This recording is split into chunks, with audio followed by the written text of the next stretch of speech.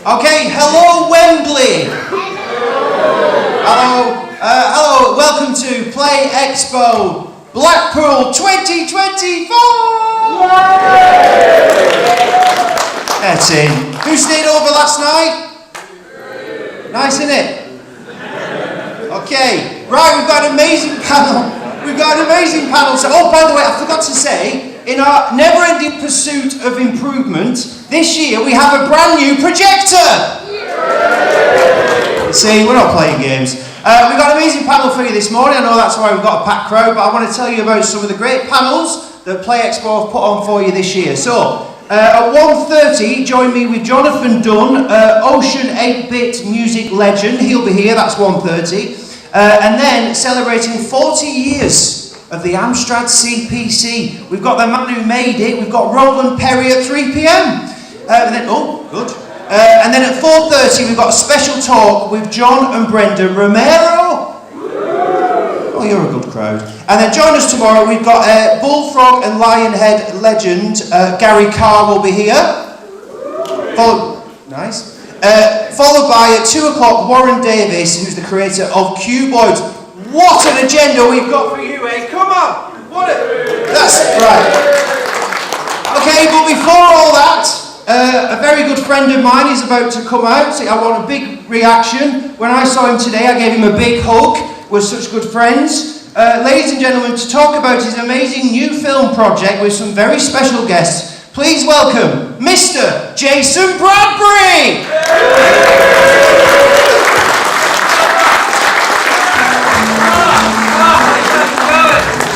My mind, I was going to drive around and look. That hasn't transpired.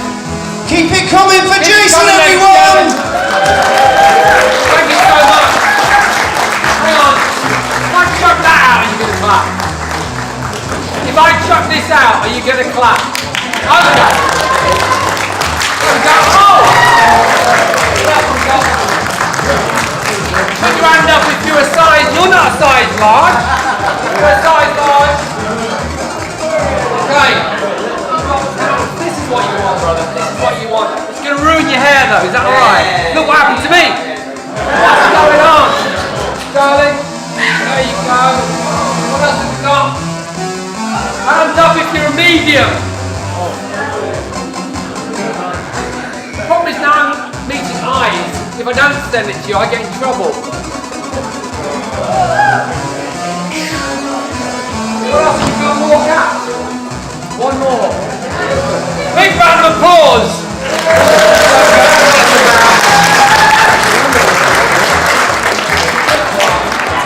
We'll see if we do some more of that. Ladies and gentlemen, good morning. Oh man, it's great to be here. Thank you so much. Thank you so much. That's so much easier. Oh my God.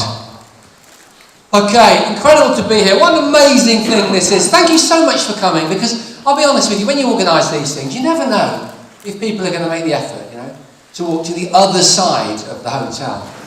To go down, I think I measured it, 7.5 miles of corridor to get here. Dad with youngster, you need a seat, my friend. You need a seat. There are seats down here. We can move one out to the back for you. If someone would be kind enough, we need to look after the parents. He's holding another human being. Sit at the front, my friend. He's holding another human being. Right, so let me just check that we are in a go situation. We need to unlock. So I'm the gadget guy. All this stuff is easy for me. Yeah. It's not working. Hang on a second. Yay!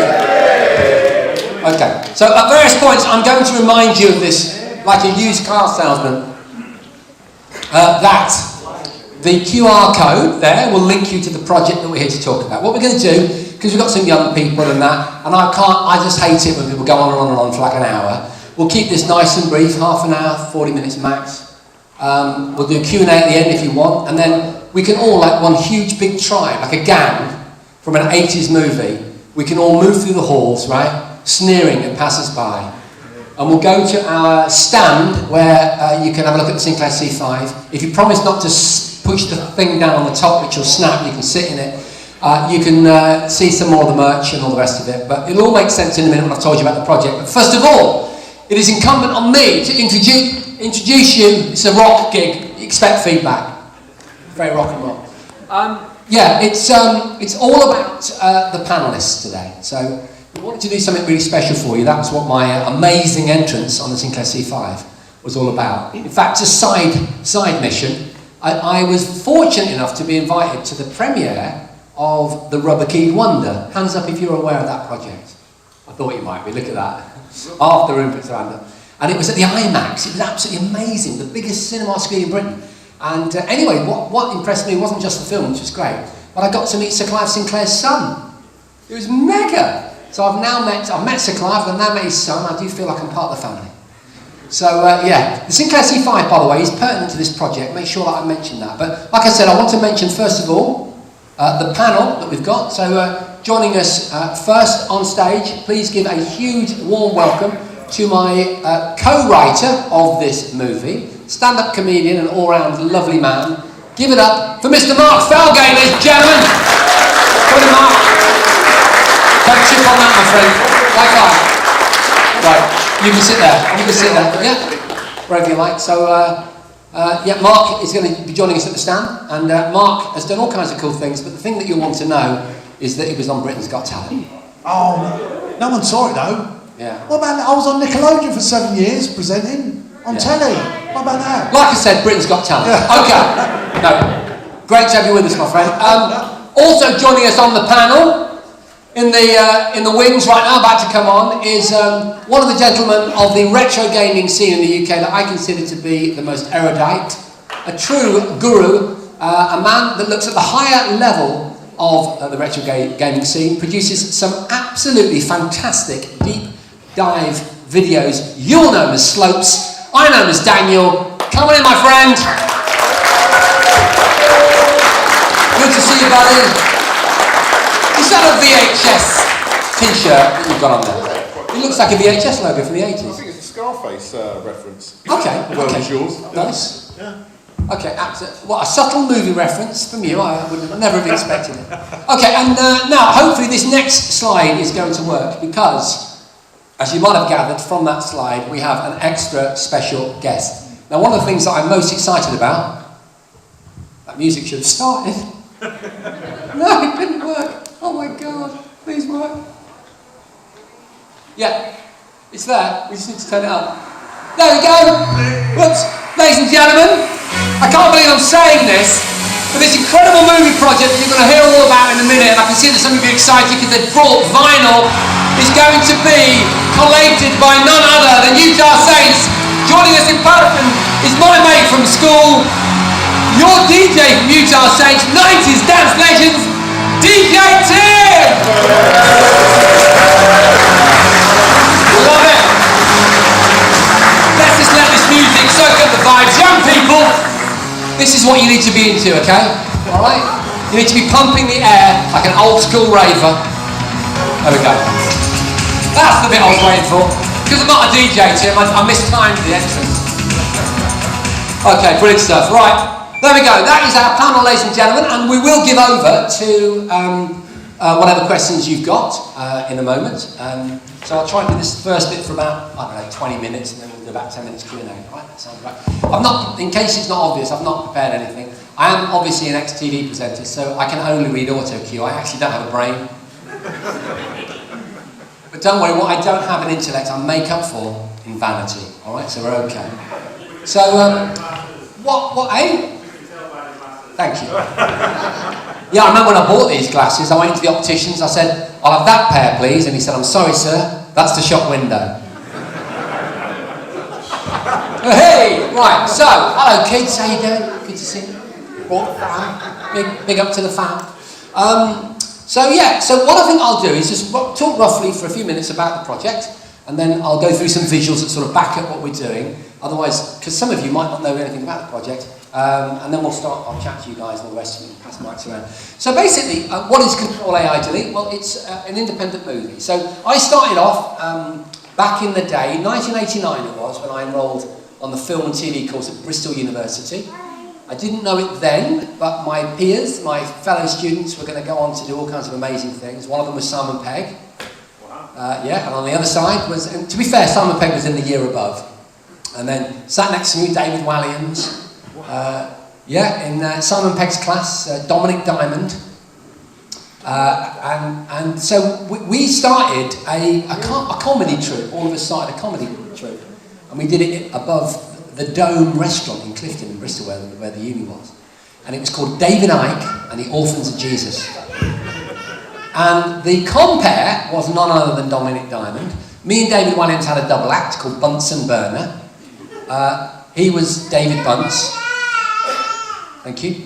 I'm being heckled by a 1-year-old. And I was called Rally Burner.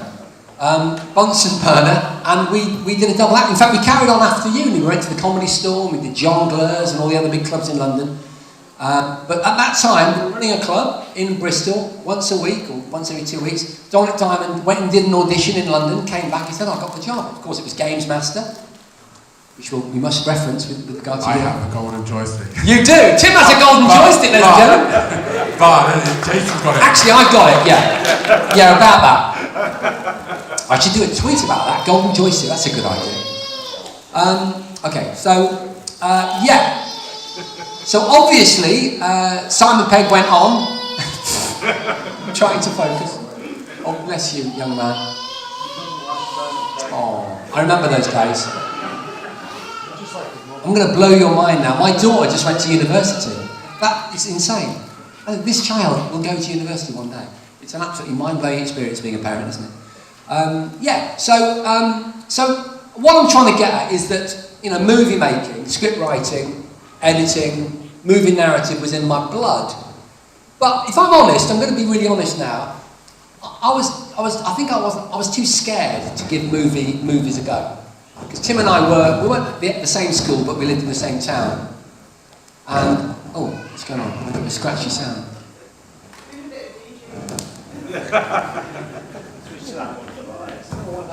Hello, is that better? Yeah, weird. And so I plumped for TV because basically you could walk down the streets of the BBC, you know, in Bristol, and then when eventually I lived in London, you could kind of access TV, but movies always seemed really inaccessible. But I always harboured this desire to make a movie. I'm a huge fan of movies. My favourite movies are almost exclusively, 80s derived, 80s and 90s movies. I love action movies from the 80s and 90s and comedies and that, and that's reflected in this film. So anyway, fast forward to, well, I left the Gadget Show, as you probably know, about 7 years ago. And I keep saying this actually because a lot of people don't know this. I don't know if you know, but me and Susie have just got together with the original producer of the Gadget Show, and we're actually doing a podcast. And it's made by the Gadget Show production company. It's called the Gadget Show Podcast. So I'm just putting that out there. You can get it on YouTube or Spotify. So I didn't really leave the Gadget Show with any animosity. I didn't hate everyone. We didn't fall out, which I think everyone thinks that's what happened. But I did get a bit sort of fed up with just the kind of culture of television, the kind of corporate nature of it. And I don't think I was ever really, really meant for that world. And I was a geek, I grew up in the 80s. My dad was a plastics engineer and used to work in Rugby in Lincolnshire at a plastics company. And I'd get the prototypes for things like the Sinclair C5 and the ZX80, the first Sinclair watch in about 1979, and the original Spectrum, other things like Amstrads and things that my dad was pitching his company to make. We would often get prototypes, and so it kind of bred in me an interest in technology and prototypes and all that sort of stuff, and so that's why I had that technology thing going on. So that and the fact that I did a kind of film and TV degree, you can see why I ended up doing the Gadget Show, right? But when I left the Gadget Show, really I left it to do projects like CTRL AI Delete. So what is it and how did it come to pass? Well, Mark is a stand-up comedian. I was being serious when I said all those big high-profile things that he's done, and we've always written for him. Often I do live gigs and I'll ring up Mark, no one knows this, and I'll say, Mark, I need a joke about Sir Clive Sinclair. I've got a picture of Sir Clive Sinclair in a presentation I'm doing for Microsoft or Vodafone or something like that. I need a joke. And he goes, and I actually use this one, he goes, for those of you that don't know Sir Clive Sinclair, he's the 80s answer to Elon Musk. If Elon Musk was ginger and dressed like a geography teacher. You wrote that, didn't you? So this is our association. Don't blame me. Come on. No, it's the delivery that I blame. So Jason. Sorry. We're watching you, Jason. Sorry, kids. So. As you were saying. Thank you. I'll continue now. You can see Mark in action in a minute, you'll be pleased to know, on the promo. So anyway, we written stuff and we wrote a movie. Weirdly enough, it was about golf. It was about two chancers from Lincoln who came up with an idea to, because I used to caddy at the weekends in Lincolnshire.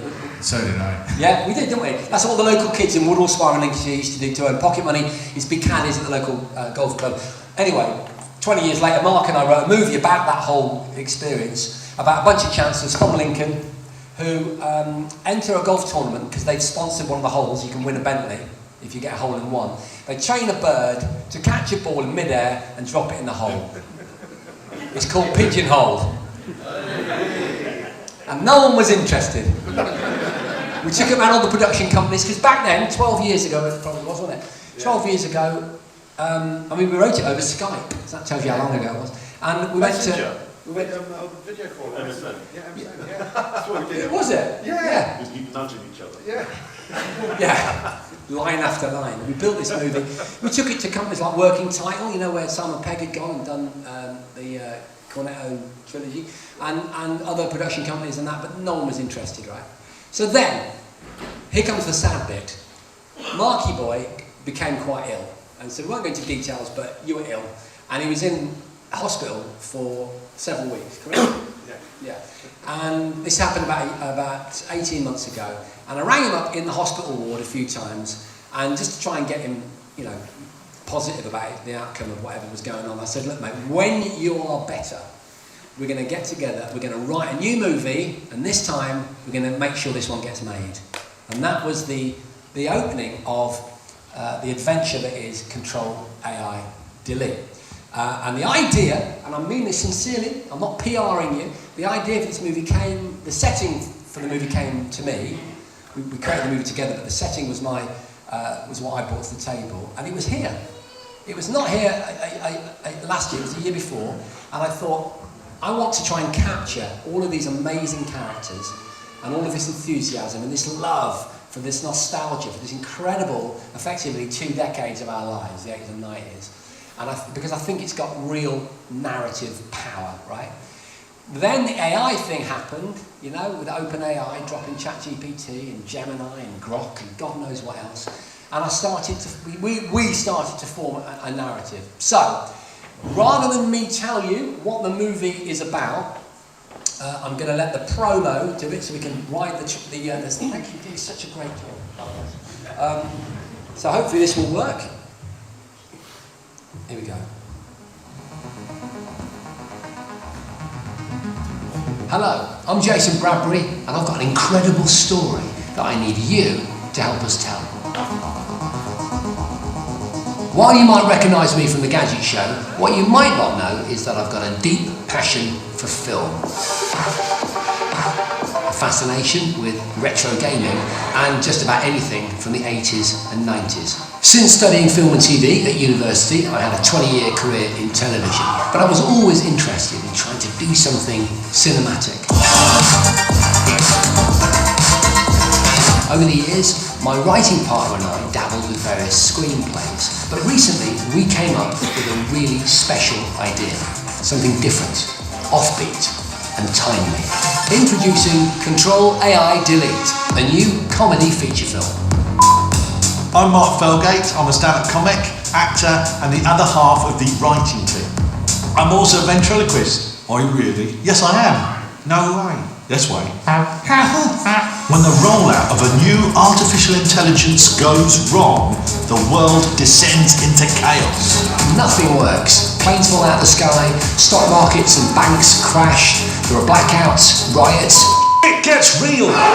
But amid the turmoil, a geeky band of gamers are attending their beloved annual retro gaming convention in Skegness. And led by their unlikely hero, Smith, they realised that their retro 80s and 90s gaming computers could be just what they need to hack the AI and win the day. The first time I read the script, I knew I had to be involved. I'm Elizabeth Blake-Thomas, the director of this crazy adventure. I've directed over 20 full-length feature films, and I can tell you that successful film projects take more than just a good script and technical skill. They demand a deep-rooted sense of passion, felt by every member of the team, including the dog. Dog with the doggy run. I'm Josh Halleck. I'm an actor playing Smit, our lead. Do you mind if I get through, guys? It's just you're blocking the cycle lane. He's a regular guy, forced to realise his potential in extraordinary circumstances. At its core, it is about connection with our past, with each other, with the simple joys of retro gaming in a world losing its grip on reality. I'm Sam, Director of Photography. I run a film production company in the southwest of England, making content for brands. But secretly, I long to work in the feature film industry. When the guys asked me to film some teaser footage, I jumped at the chance. The footage that you're watching in this video was shot on zero budget and a bunch of favours. Imagine what it might look like with your backing, with a proper set and a full crew. No movie would be complete without a great soundtrack. We are Utah Saints and we're thrilled to be curating the music. Expect an electrifying soundtrack that complements the film's nostalgic vibe. We're going to blend classic and new sounds to create something truly special. With your support on Kickstarter, we can bring this film to life. Be part of this amazing journey and let's make Control AI Delete a reality. This is more than just a film. It's about bringing together a community of new filmmakers and creating something really special. Support Control AI Delete on Kickstarter. Choose from a range of exciting perks. And be part of this extraordinary project. Thank you for believing in us.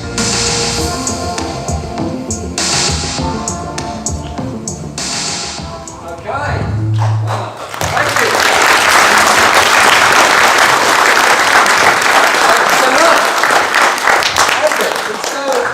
It's emotional, isn't it?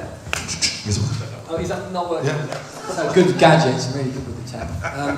No, it's that was just really incredible to some bass elements to the. You could use that. You could sample that. Next time. You could scratch that up. Yeah. So what we'll do is I'll just think of some questions and then we'll throw it to the floor, right? Because I think that's the best thing to do. But just to reiterate, in 15 minutes or so. We're going to be back at our stand. Hello. Hey! We're going to be back at our stand and come and join us. What is going on? I have no idea. This one, it's still crackly though. Hello, hello, hello. 1, 2, 1, 2. That's a bit better, is it? Is it on that one? Hello. All right. Yeah, we're back at the stand. Come and join us. You'll see that we've got lots of merchandise here. We're not actually selling the merchandise. It's just to show you the sort of stuff that we do on the Kickstarter. And we're also doing a special deal, which I should just, because I'll forget to tell you.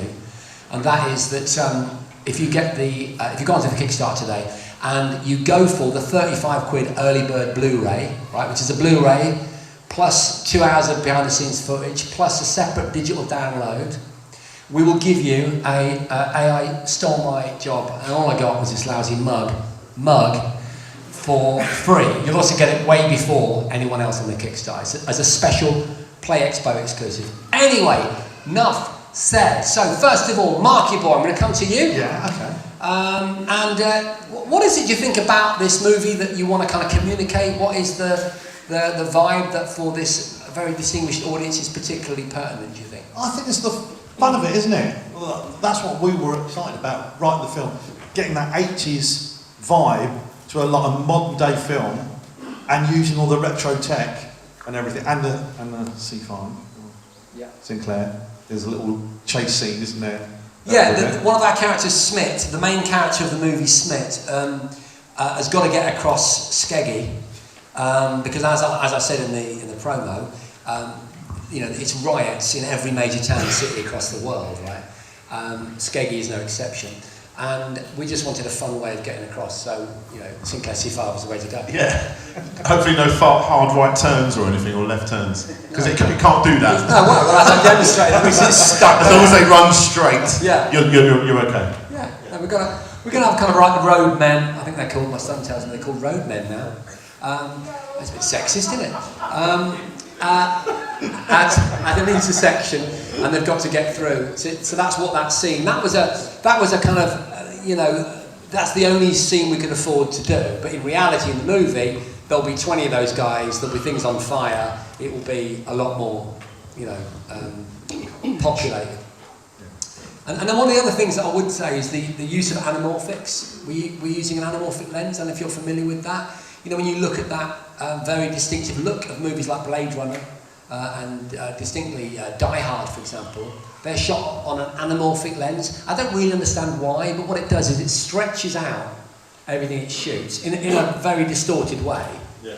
And then when you edit it, you de-shrink it, but you still have this almost ghostly sense that it was stretched. So what you end up with is that, you know, like in westerns when people look quite tall and quite thin, it's got that feeling to it, and it's a very 80s thing. It's very subtle, and it does something with what they call bokeh. You might be familiar with that. When you have lots of lighting, which of course the 80s, loads of movies in the 80s are very dark, lots of lighting, and it makes those sort of diamond shapes in the background, you know, which is a little light flare. Yeah, it does flares as well, horizontal light flares. That's a third sort of aesthetic of that way of shooting. So we're really thinking about this. The film is contemporary. It's set in the modern day, right? but it's shot in an 80s style, and the reason it's shot in an 80s style is because the central characters, a bunch of friends who all live in a flat, are into retro gaming. So you can see why we're here talking to you. And so, if you like, the way the film looks is we're trying to kind of get a sense of them and their passion. That's why it looks like an 80s movie, right? Also because 80s movies are the best. I should put a question over to Tim, and I know you're going to have to busk an answer. I'm going to put you on the spot. So you'll note that I used the phrase curated when I was referring to the Utah Saints, and maybe you could explain exactly what that means.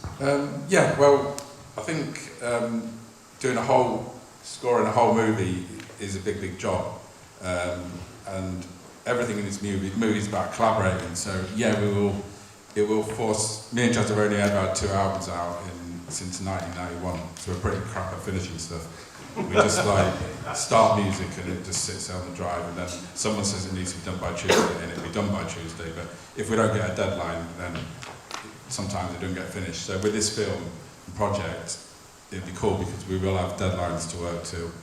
So we will make some new music specifically for this film, and then we will work with some other people, there's just lots of cool people that we want to bring in. And so curating a soundtrack is almost like, it's like DJing in a club, because when I DJ in a club, I just have a massive catalogue of music and everything's kind of on the fly, and I just kind of work it out as you go along. And you know, it's like, imagine if you were, if you watch a movie or a video at home and you turn the sound down, and then you had a set of decks and you just tried to play music along to it. That is what curating a movie soundtrack is about, basically. And Tim would know, all right, because I've already dropped the Games Master bomb, which is impressive, and you won the golden joystick because you're not only on the show. By default, but I did WWF wrestling, and I played a character called Randy Savage, and I didn't know what the hell I was doing basically, but I just somehow won, and I got a golden joystick, which is cool, and because I rediscovered it. At the time I was going out with this girl, and I came home and she was kind of like, the room was nice and tidy, everything's laid out. I come back with a golden joystick and go, I'm really proud of this. I've won something in my life, it's going there. I went off on tour. When I came back I couldn't find it, and then when eventually we split up and we moved out, I found it in the loft. I was so happy. I brought it to my new house and I thought, right, it's going there. And Jason comes around and goes, this is a golden joystick. I'm melted. Can I borrow it? And I go, yes. Now it's down at Jason's house. Can I borrow it? So I've had it in my house probably, I've had it for about 2 months. I feel bad, man. I've had it one day I'll get it back. And yeah. Mate. Oh my God. But just add as well, I mean, just to be involved in this film for me, especially, is really cool because we've always worked closely with video games, and we had tracks on FIFA. One of my most proudest. Had anybody heard of a game called Vib Ribbon?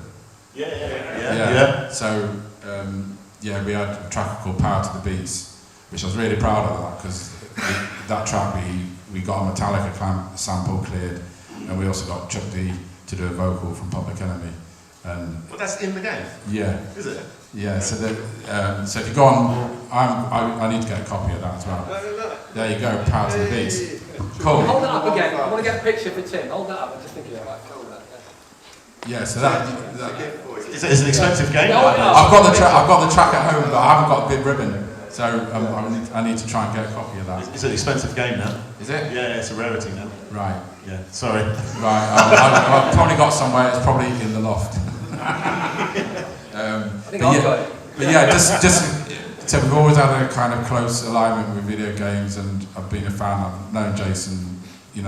Jason was like, when I lived in this little village, he was always the coolest kid in town. He had the first guy to have a BMX bike, and this little village, well, it's called Woodall Spa, and it had one cafe at the swimming pool, and which had one machine in, and I got addicted to games because that one machine had Scramble and Galaxian, and I used to it was 10p for a go, and I just put my hand, down the back of the sofa, try and get money together in the summer holidays, and I'd go down and I'd get probably £1.20 together, and I'd go down and just play Scramble.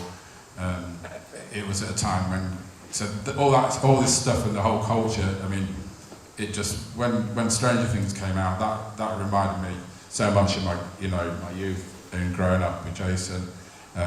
So to be part of this film is awesome. And plus we made all those records back in the day on an Atari. I was going to say, I remember, I was going to make a joke and say, no, Tim was the coolest kid in the village, and that was because he had an Intellivision with B-17 Bomber. With B-17 Bomber. Which is like the most glitchiest game I've ever played, but I loved it, and But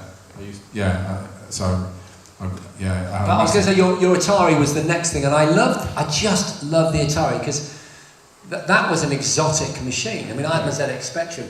Was it the Atari 800 or 400? I can't remember. So I had an Atari 800, and then I progressed to a 520, and then a 1040, and got that upgraded, and that's what we made. We made our Utah's tracks on the 1040 and an Akai sampler, and just minimal equipment in Jez's bedroom, and then got some money together and took it into a studio. Took all the equipment down there and made the track. So, Atari's kind of got a special place in my heart. That's amazing, man. Because it had the MIDI on it, right? Yeah, it had direct MIDI out, and I'd still stand by us now. You've got all these programs running on Macs like Ableton, and the timing on the MIDI timing on the Atari is so tight. It's probably still tighter than anything around at the moment, in my opinion. Exceptional, man. That's absolutely crazy. The film is set in Skeggy. I brought up a picture of Skegness, and it's important that you realise that, and by the way, I don't know if you know this, the plan is for us to house everyone in a holiday park in Woodall Spa. That's cool. So that's weird that you mentioned Woodall. So the film will be made in that area. It's set in Skeggy, but obviously for practical reasons it's expensive to film any movie in the location that the narrative sets it in. You get what I mean? Like if you write a movie about New York, even if you've got 50 million quid, you're probably not going to film all of it in New York because it's really expensive. You'll probably film some of the key scenes in New York, and then you'll find, and I'm being serious, a lot of films that are shot in New York are shot in Glasgow, because it's got a similar architecture, right? And in the same way, we're going to shoot as much as we can in and around Skeggy, and then roll into Skeggy, run and gun it, push our luck, because the kind of budget we're talking about, so that you understand. That's what makes it good. It's the raw vibe of it all, and that's why this Kickstarter's so good. I mean, obviously, I talk about negative Kickstarters quite a lot on my channel. I'm aware of that. Yeah. So I was quite surprised when you asked me to come up here. But I actually back Kickstarters all the time because as someone that's into the retro gaming scene, I find it really exciting when you find a prototype that you was never supposed to see, and Kickstarter is the place where you get to see all the prototypes, whether they make it or not. That's still exciting to go and see, and I was the same as you. When you were talking about your history in television, you found out that we had a television show on at the same time, didn't we? Yeah, we did. Yeah. What was your show? So my show was called The Human Guinea Pigs, and then your show was called, obviously, The Gadget Show. Yeah. And then we were told we were allowed to go on at 7:30, but then The Gadget Show came along and took our spot, and we was on at the same time as Coronation Street. It wouldn't have mattered. I mean, look, we both still ended up at Play Expo, so it's fine. Mine lasted for one season. It was a Jackass rip-off. But anyway,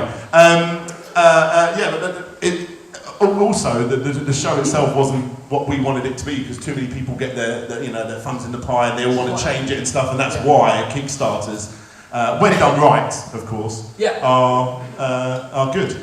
Yeah, and so the grassroots nature of this project, which is very much in the Kickstarter DNA. In fact, yesterday, we were really made up, weren't we? Because Mark was sat there and he started screaming. And I'm like, what's he? Because we've been given Project We Love status by Kickstarter. Yeah. Now, I don't know if they give that to everyone. Maybe they do. But it worked. We were absolutely made up, weren't we? And it's got this nice sort of community feel. We've already got, and I would say as well, if you are kind enough to back this project, make sure you leave a comment, because we're answering all the comments, and it is a proper community project.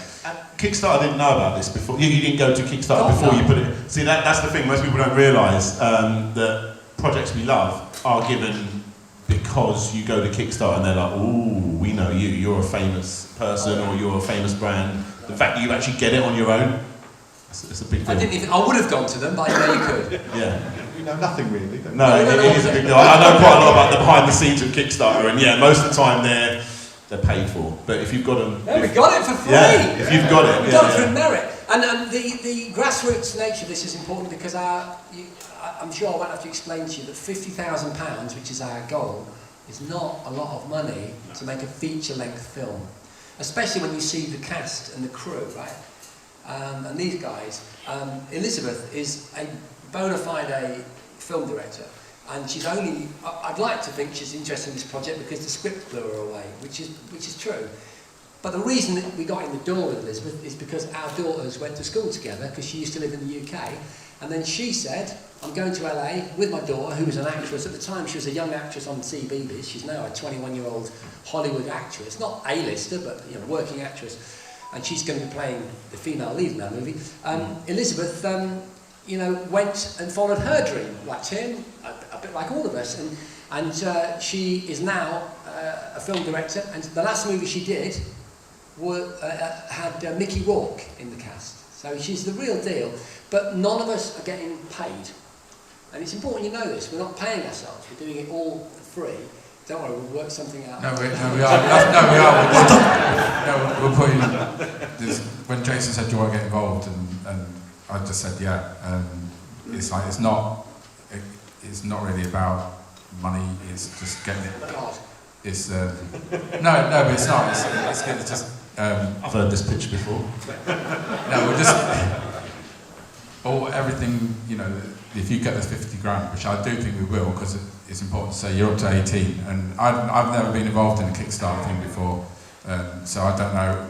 Yeah, we don't know what we're a few days in, so I don't know historically if a track, if it doesn't get over the line in the first week, is it likely to get there, or does it just trickle along? But it's up to 18, and we need to hit 50, and as Jason said, 50 is a lot of money, but it's not really to make a film. So everybody probably will be doing it for free. Put it this way, we're not going out and having an Italian on your way, and we're not driving around in posh cars. What we're doing is we're putting every single penny into the movie. Once we've paid for the merchandise and we've fulfilled the rewards, everything goes into the movie. Insurance, location fees, hiring. I mean, the hiring of a lens, the anamorphic lens that we shot this on. This was shot on the same camera that I used to do my Sunday Way of the Exploding Show live stream. It's a Sony A7S III. It might not mean anything to you. It's the same as what's called the FX3, which is it's identical, the same camera, just one has a different body on it, but the same internals. And why am I telling you this? Because you might be familiar with a movie called The Creator. Is it a Netflix movie? And also Civil War, which is quite a controversial film recently. Aspects of that were shot on the FX3. The whole of The Creator was shot on the FX3, because it will take the big cinema lenses, but the camera costs like £3.5 grand. So I've got one of those cameras. We're going to get another one, and we're going to put the anamorphic lens that we use for this, which by the way cost £1,000, which you might think is a lot of money. Well, put it this way, a normal Hollywood movie lens is more like £250,000 for the lens. So everything we're doing here is about kit, insurance, travel costs, food, accommodation, but not wages for certainly the senior team. We might be forced to pay certain people that we critically need to make the program happen, the movie happen, and that's the case regardless of how far we go. Because I'm aware there is no ceiling for a Kickstarter. That's one of the great things. So there we go. Yeah, I'm just showing you some of the images. This is us shooting in a retro gaming cafe in Newquay. There's the Ronin. I also bought that as well. I'm about £5 grand down before we even start. And there's the Ronin, DJI Ronin, which is a gimbal stabilizer. So that's how you get that lovely smooth shot, which is manually done, back-achingly done by Sam, the director of photography there. And there's our actor. Our actor who plays the character of Smit is a RADA-trained actor who I met in a car park in Newquay. And it gets weirder, doesn't it, Mark? They had a cafe in the car park and they rolled a carpet out and said, sit on the carpet and we'll serve you some coffee. And I sat on a carpet in the car park and the cars are coming in and parking. It's like this sort of, rug. And this chap sat next to me, started chatting to him. 24 hours later, he had the script. He was just like, I have to do it, I have to play Smith. What do I need to do? It was amazing, wasn't it? And then I remember when we shot this teaser footage in this retro, it's called Retro Blast. Has anyone been there in Newquay? Retro Blast, it's a retro gaming cafe. We borrowed that for 24 hours on the promise of making them famous. Whoops. and if you ever go in there, by the way, say Jason said you, that help me. And we just I bought the smoke machine off Amazon, that's what you can see there. And the Ronin, that's why I'm looking so fucking, language. So, that's why I'm looking, some weird thing with the mic there, did you hear that? That's why I'm looking so stressed, because I'm thinking I hope my wife doesn't find out. But I just bought all this gear. And then that is I don't know if you can see if it's that clear, I'm aware that from looking at the back it's not that clear. But we have designed a fictional arcade machine, which is at the centre of the narrative. It's called Star Dash, and it's really important, right? It's really important to the narrative, but I won't say why. But I had to design the artwork with my daughter, who happens to be an illustrator, which is very useful. And so we liveried it up. There's a marquee there. In fact, you can actually buy the marquee as part of the rewards for the movie. So that's just a little bit of background. And we shot all of this. We shot the whole thing on this A7S III, but then we used this other camera here to do a kind of behind the scenes. Oh yeah, this is the final thing I'll say, and then we'll throw it open to the floor for some questions, if that's okay. We're also going to do a special giveaway. Tim's got something special, but we'll get to that in a minute. So hopefully you've been paying attention. Did you notice me? I gave you a clue earlier that you're going to need to resurrect in your minds to win something special. More on that in a second. I just want to tell you about this shot. Can you see it, basically? So you can see Qbert in the background. Now, fans up? No. Is that Qbert you got there? Good lad. Good effort. For the PlayStation, first gen, on with this PS5 Pro, £78,000 nonsense.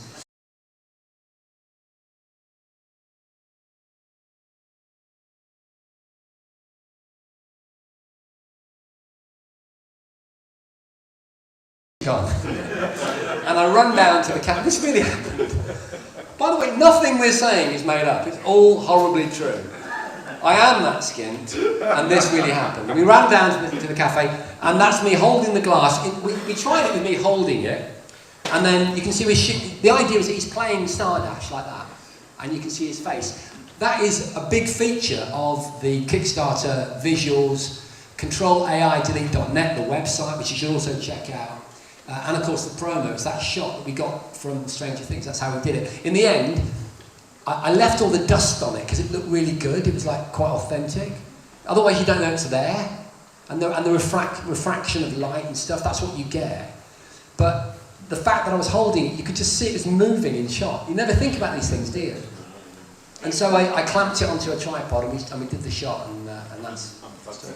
Say again? I think you've unplugged it. Oh, is it? Have I done something silly with it? It's not showing. God. What's that? Well, that's not it. I don't know. Where's that from? Can I leave it to you and I'll talk? Oh, yeah. Oh, it actually wasn't me, but it's the sort of thing I do. Does that work? There you go. So look, I'm very aware that we said that we're going to do a giveaway in a minute, but first of all, ask some questions. We'll get you to ask some questions. So, any of the panellists, Daniel is our resident retro gaming expert, so address any questions specifically about games. Mark, of course, comedian, co-writer, and you know this man. So, yeah, fire away. We'll be fascinated to hear if you've got any questions. Just shout them out and we'll repeat them. Anybody? Calm yourselves. Toyologist. Any original Utah Saints music in the film planned? Yes. Yeah, we will write music specifically for it, and then the whole thing is just to collaborate and bring other people in, to do different projects within the film.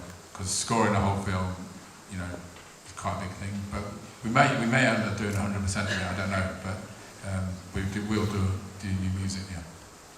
It'll have their DNA like firmly in it. I mean, I want to save Tim from committing to too much because I'm just so amazed and grateful to have him attached to the project. It's just huge. But there are also some amazing libraries that we can utilise where you can just select a playlist. Yeah, there's a couple. You know, the last Lee. I don't know if you're in here, but I did Final Vendetta. There's a good friend of mine called Lee, Featurecast. He got us involved in we did 4 tracks on Final Vendetta, and so that was really good fun. And you know, so I'd like to bring Lee in as well to do a couple of things on that because Final Vendetta is one of the greatest video game soundtracks of all time, and I always say it to him, but it genuinely is one of the absolute best. Yeah. Always using that music. And that's in like videos. It's so good. Small did it down to us, and probably 80% down to Lee, because he's a genius. So yeah, he'd be great to have on board as well. Was it Streets of Rage 2 that had that epic sound? Well, 1 and 2, yeah. Well, 3's good as well, but it's very different. But no, like that particular soundtrack, I heard that it was being made before it came out. After speaking to Matt Buren, a new brawler. I'm excited for this. But then when I heard Featurecast was involved, then I heard yourself was involved. And when I first heard the first track on the first level, it was like imagine Streets of Rage, but it was made by The Prodigy or something like that. It was just like, this is absolute nectar for me. It's genuinely one of the best soundtracks ever made. Yeah, and the Final Vendetta guys are here as well, so I got quite excited this morning because they said about maybe doing Final Vendetta 2. That's talking about. Ooh, that's the first I've heard of this, and I've been trying to get him to tell me new games, so I think something might have slipped there. I'm excited. They sort of talk about stage, but I just said, yeah, we'd be up for it. I'm buzzing for that, cool. Absolutely. And it's coming, isn't Final Vendetta also coming out on some other platforms? Yeah, it's coming out on the Dreamcast and SNES, I think. Love it! I love it. All right, more questions? Any more questions? Because we've only got really, I thought we were going to finish early to save all your backsides, but we've done really well. We've only got 8 minutes left. Go for it. When's the movie likely to come out? Okay, I can answer that. Oh, maybe you can answer that. Well, it's going to take about a year. So here's the production rundown, right? We get funded, my wife has told me to say this, don't say if, say when. When we get funded, that'll be second week in November. We go straight away to pre-production, and that'll involve me, Mark, and I've got a lady that I work with called Annabelle, who does all the kind of heavy lifting for me in terms of office work and that. And then Elizabeth, who lives in Los Angeles, she really is a resident of LA, works in Hollywood, and we'll be doing Zoom calls and doing pre-production. So I'm the producer of the film, so my job will be to, be her whipping boy and make sure that everything that Elizabeth says she needs is ready. So if we need a bus to set on fire, Tim's wife owns a bus company. As you do.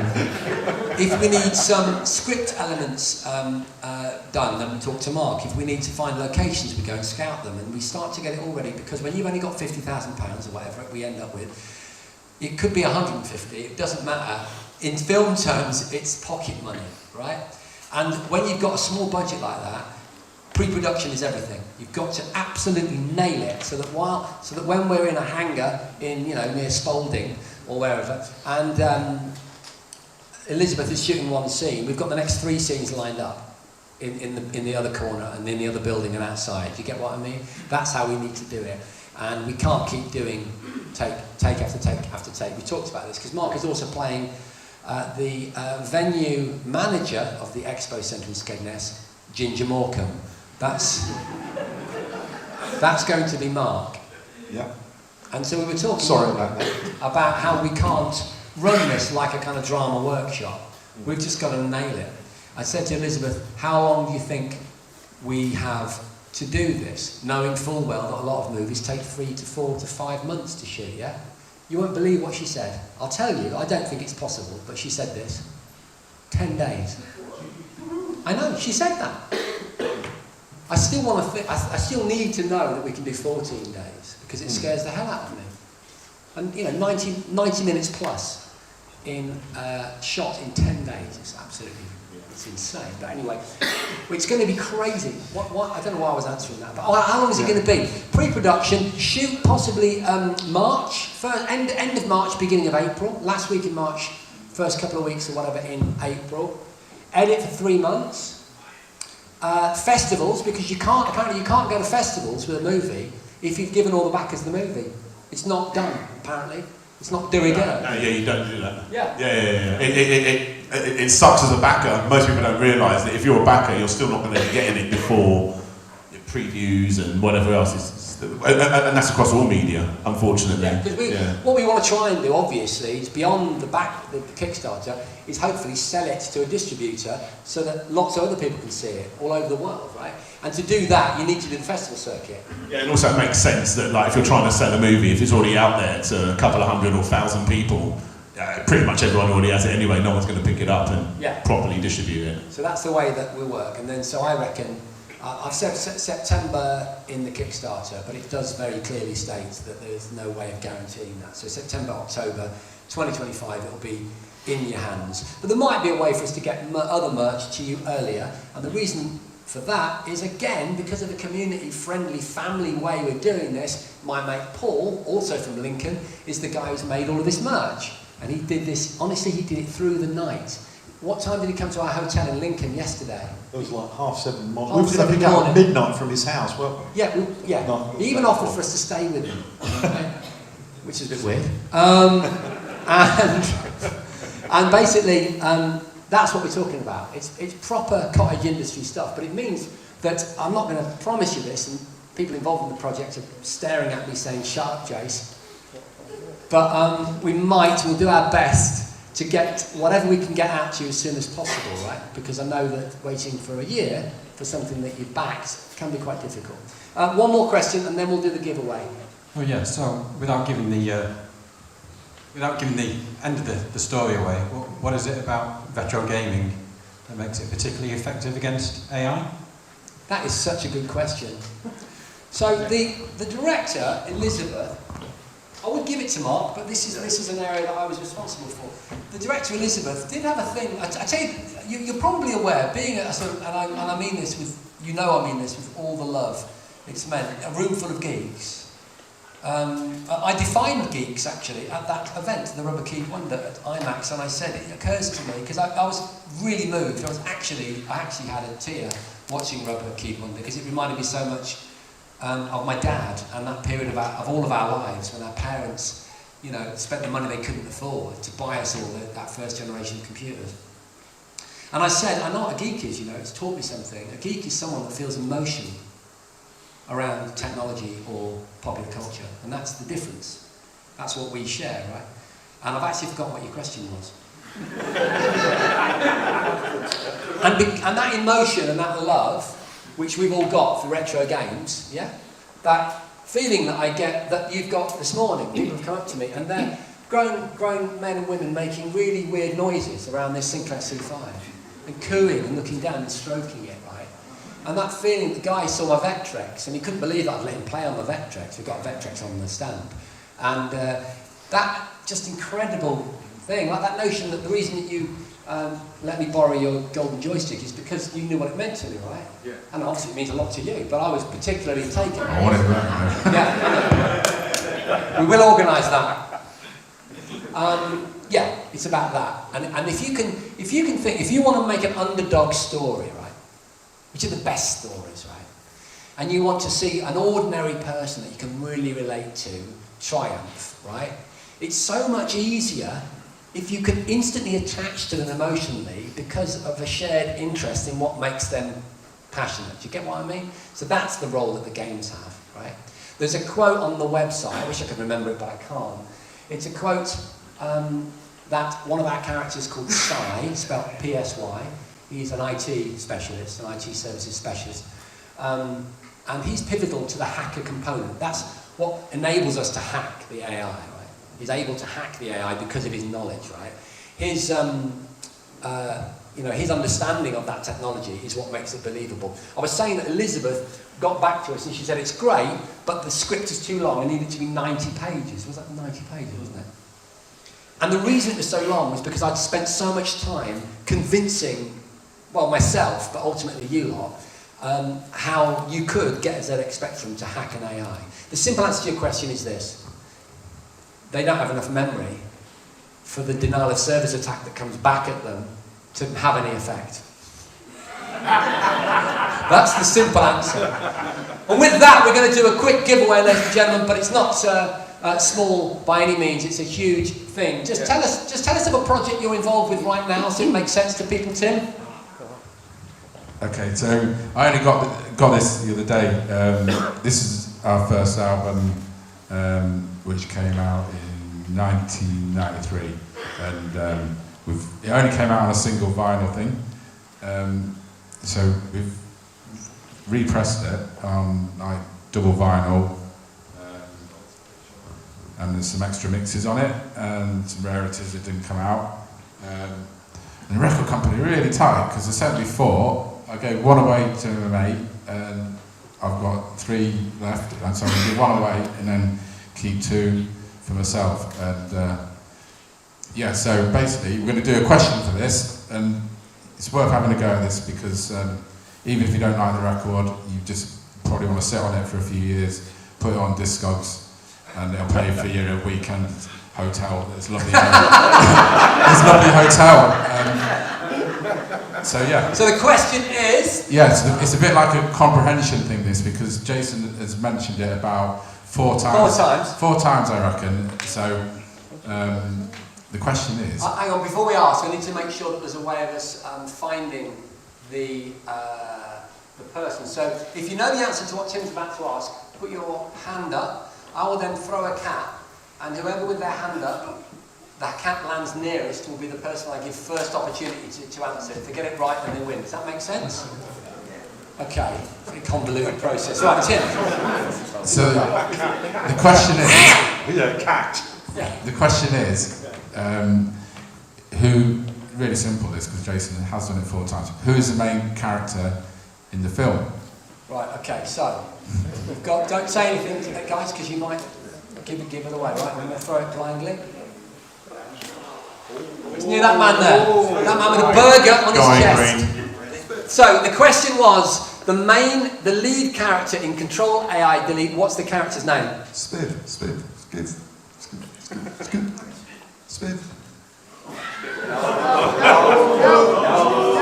I can't do it.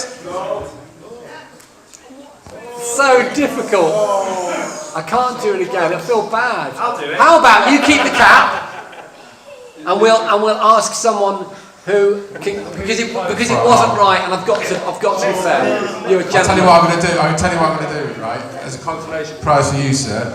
I haven't got any more vinyl, but I've got some CDs, right? Because I need to keep the 2 copies because the record company a tie. And round of applause for that gesture. I'm going to stroke that. I'll send you a CD. And you got a cat. Everyone's a winner. Right, okay, here we go. Ready? We good? Yeah? So.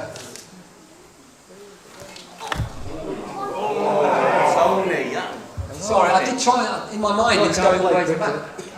Young man. Sam. It's not the right answer. Give me the cat. Give me my love. I'm sorry. Right, okay, do apologise. Right, one more time. Here we go. Okay.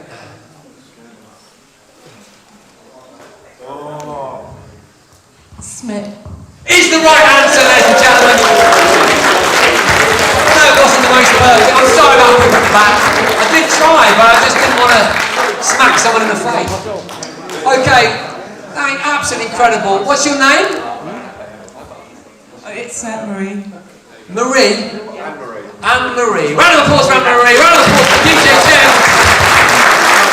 Now, ladies and gentlemen, we've been told that we can't do signings here, correct? We need, because there's another act that needs to come in, they'll be very gracious and let us go over time a little bit. We're going to go to our stand. You know where John Romero is?